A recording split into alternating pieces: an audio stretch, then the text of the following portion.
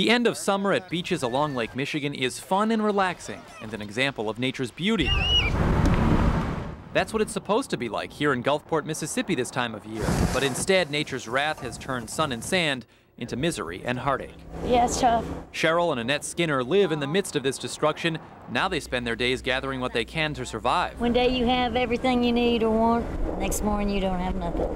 Just in a matter of a few hours, it's all. I'm 64 years old and I have nothing left.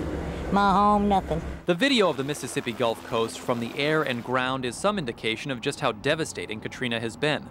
But it's tough to really understand the force of the storm. Tractor-trailer trucks were thrown through the sides of buildings. The bottom 3 floors of this church were washed away. Houses were crushed, roofs are touching the ground, and everywhere, staircases lead to nowhere.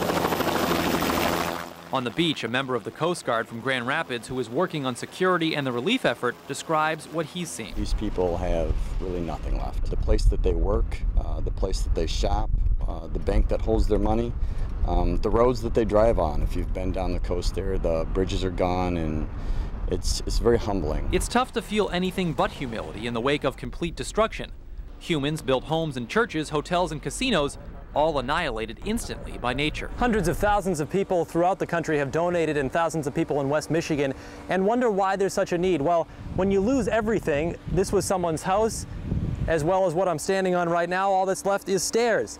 When you lose everything, you need everything. Okay.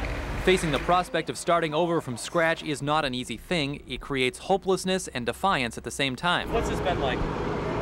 Hell, our house was under 28 feet of water. I'm trying to stay here, trying to save what I can.